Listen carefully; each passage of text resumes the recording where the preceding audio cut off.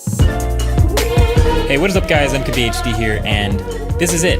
This is the OnePlus 6. So it's been interesting to follow OnePlus for the last couple of years, all the way from the beginning, from the OnePlus 1 days, the flagship killer mentality, the never settle, and then look at how the trends move all the way until what they've developed into today.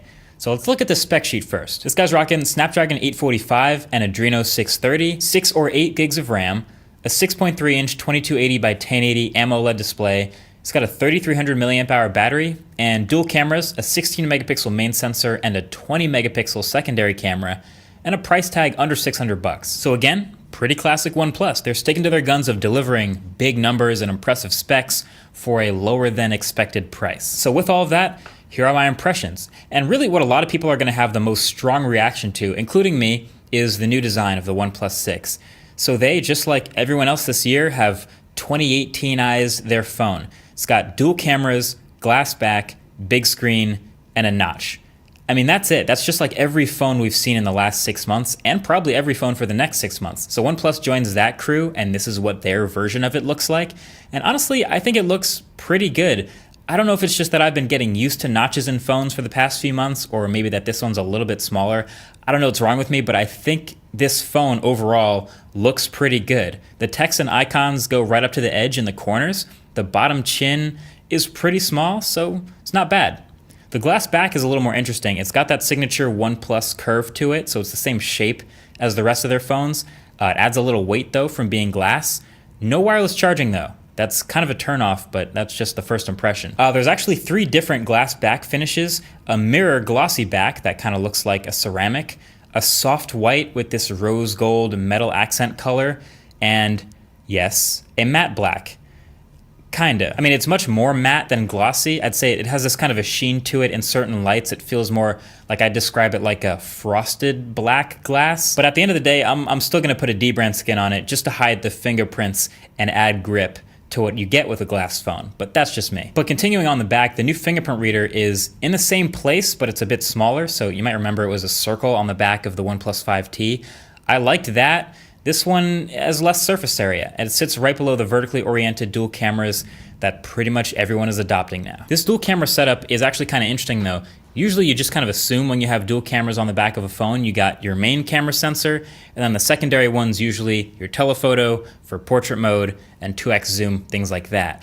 These 2 cameras are actually the same focal length. So the primary camera is a Sony IMX519, a 16 megapixel sensor with an f1.7 aperture and OIS.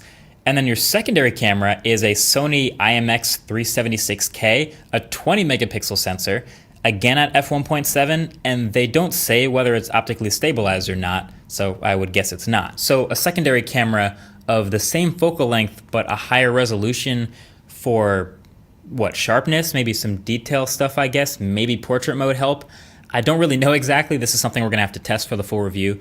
But definitely stay tuned on places like Instagram and Twitter, where I'll share sample photos I take on this camera. But that's a curious one. But around the front is really where it looks the newest, with that huge new display, the notch up top. This is what people love talking about. To be fair, it is one of the smallest notches. There's just a camera, some sensors, and your earpiece up there, and then you end up with an 84% screen to body ratio. But this is the new design. This is what we're getting in 2018. It's exactly what we expected. So okay, we get it. OnePlus has taken cues and hints from 2018 and other players, and they've updated their smartphone. But they've also actually taken things from what they've done well in the past, and they've stuck to their guns on things like dash charging, on things like Oxygen OS. They kept the alert slider, they kept the headphone jack, and they stuck with 1080p. So Oxygen OS really is great. You could barely call it a skin, but it's one of those few skins on top of Android 8.1 that doesn't try to do too much. So it's near stock, it's always one of the first with software updates, and it has a couple tweaks here and there to make things interesting. They still have the shelf next to the launcher, cool. There's a toggle to hide the top notch if you're not super into that. That's new to Oxygen OS. And this time they've also added gestures if you want to get rid of the buttons at the bottom and fully maximize your screen real estate and do swiping instead. I don't really like this as much. It's not quite as smooth as I would have liked or anywhere near something on an iPhone.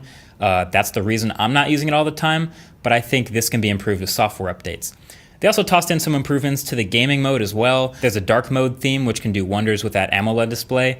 So yeah, just a nice little suite of improvements over the mostly stock Android, I'd say is my favorite way to go. And on top of all of that, it's got really good, I just really like these buttons, these really tactile, clicky buttons. Probably one of the most underrated things about this. Bluetooth 5.0. And did I mention it keeps the headphone jack? Like, this thing checks a lot of boxes. So basically these cameras and the battery life are the two things that need to be deeply tested. But I can tell you right now, after I've used this phone for the past couple of days, and it is a really promising one. It's fast, it's smooth, it does a lot of the things well that I hope a phone does well, and it's just those last couple things that we'll see about. But for those of you wondering, I will be doing a full review of the OnePlus 6. People were asking that. That's definitely happening. But so far, so good. Let me know what you think. Till the next one, thanks for watching. Peace.